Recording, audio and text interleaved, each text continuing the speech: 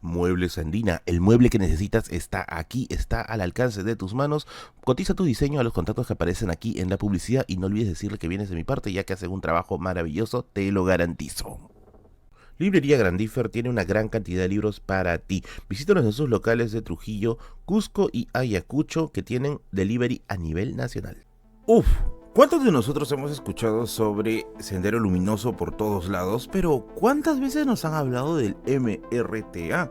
Y sí, es muy probable que tú hayas escuchado de este grupo conocido como el Movimiento Revolucionario Túpac Amaru, muy parecido, ojo, muy parecido para la mentalidad popular a Sendero, sin embargo no son para nada iguales, tienen diferencias serias, sobre todo por la toma de la residencia del embajador de Japón. Y bueno, hoy te voy a explicar acerca de el origen, el ascenso y la caída del MRTA, así que agárrate. Yo soy Merlin, a través de esa cámara siempre estará mi gato del Pum Bigotes y esta es la biblioteca de Merlin explicándote la historia o la breve historia del MRTA.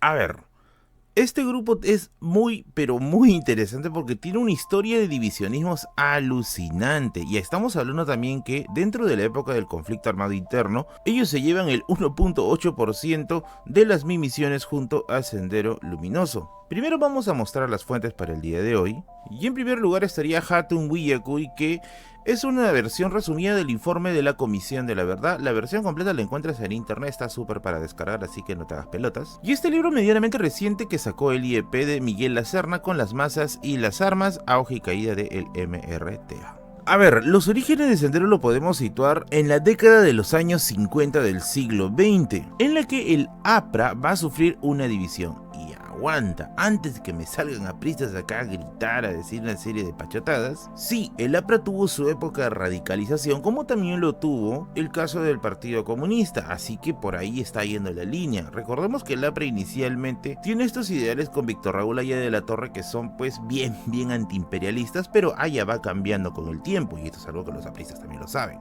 Y es que a partir de la alianza del APRA con el presidente Manuel Prado, es donde se comienza a dividir y una facción del APRA llamada como el APRA Rebelde va a hacer su aparición porque decían que bueno, esto no es el APRA, o sea, estos no son los orígenes, estos no son los verdaderos orígenes del APRA, hay que volver nuevamente a la esencia rebelde. Una cosa que los va a inspirar bastante va a ser el desarrollo de la Revolución Cubana, porque sí, estos son los años de la Revolución Cubana en la que no es estrictamente una revolución socialista o comunista, posteriormente ya va a tener un tinte de ese tipo, pero va a ser como una suerte de ejemplo para muchos grupos guerrilleros, entre ellos los grupos que están por aquí americanos, como el caso del APRA Rebelde, quienes van a seguir estas ideas para poder hacer la revolución en el Perú. Bueno, que se pongan a la cola porque Sendero también estaba planeándolo.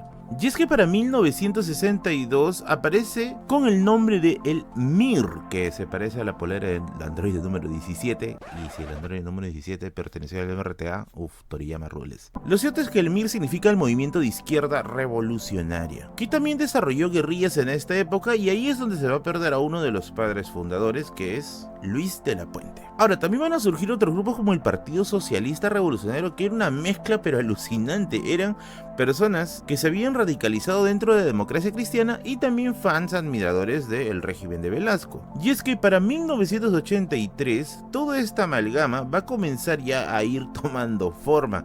Se van a realizar algunos atentados, se va a buscar la educación de militantes para poderlos añadir dentro del grupo del MRTA, y también evidentemente se va a buscar recursos como por ejemplo armamento, munición, que lo tomaban a partir de asaltos a comisarías o lugares donde había guardado este tipo de objetos. Ahora, quizá uno de los elementos más interesantes del MRTA, y lo digo interesante en el sentido en que difieren con Sendero Luminoso, es que el MRTA sí tenía propuestas bien reformistas, y que hasta cierto punto, quizá para algunos les suenan raras porque piensan que son exactamente iguales. Como por ejemplo se propuso la ruptura con el Fondo Monetario Internacional. También se propuso un aumento del sueldo mínimo y también una amnistía para presos políticos en las que evidentemente ellos van a salir beneficiados. Ah, y también se menciona un cese del estado de emergencia porque sí, al igual que ahora que también nos ponen estados de emergencia para supuestamente solucionar los problemas. Aquí también se hacía lo mismo, pero las cosas tampoco cambiaban mucho. Lo cierto es que el MRTA realizó varios congresos para definir su línea. Este es bien chévere, pero no te lo voy a poner acá porque es un poquito denso de estar resumiendo los congresos.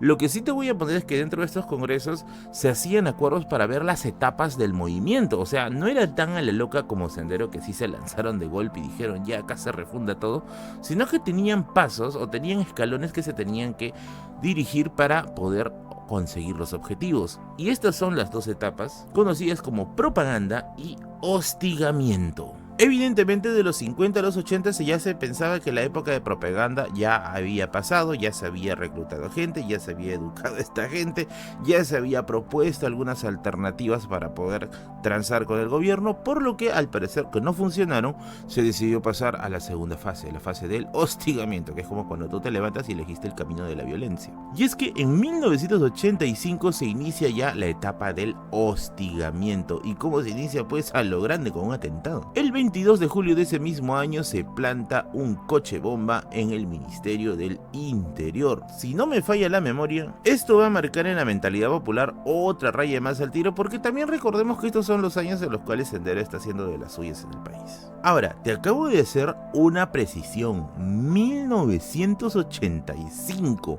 ¿Qué pasó en 1985, tío Merlin?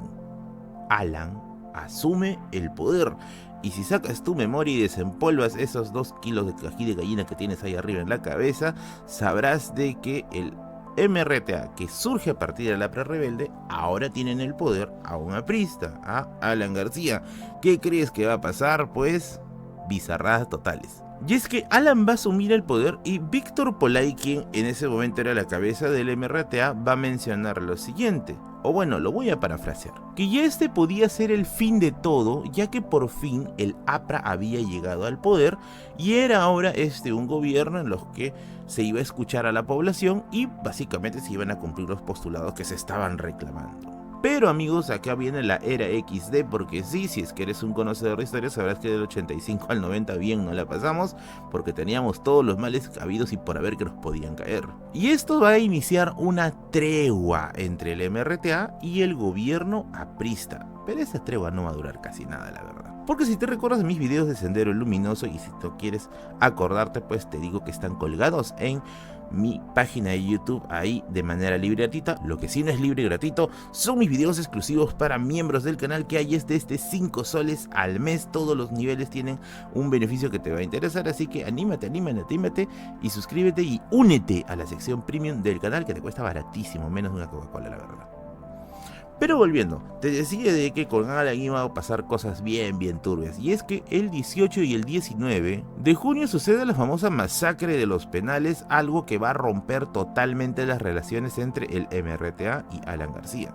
Y es que el 7 de agosto tenías a Víctor Polay anunciando que Alan era un traidor. Dios mío, este es el momento más XD y más turbio de la historia del siglo XX peruano, pero eso sucedió. Y es aquí donde el MRTA va a comenzar a buscar otras estrategias, como por ejemplo irse para el lado de la selva, que como ya vimos en videos anteriores con el Sendero Luminoso, era una estrategia común dentro de los guerrilleros de la época, buscar la selva como una zona de refugio. Para este caso, en el departamento de San Martín se va a establecer el primer frente guerrillero del MRTA. Por otro lado, en Lima, Lima era Batman 3, weón, porque en Lima acá se estaba haciendo una persecución a empresarios. El MRTA secuestraba a empresarios y los metían en lugares conocidos como las cárceles del pueblo. Eso pudo ser tranquilamente Batman 3 con Bane haciendo juicio a los ricos. Y no solamente eso, sino también se les juzgaba en lo que ellos llamaban como tribunales revolucionarios. Así que Perú 1, Christopher Nolan 0.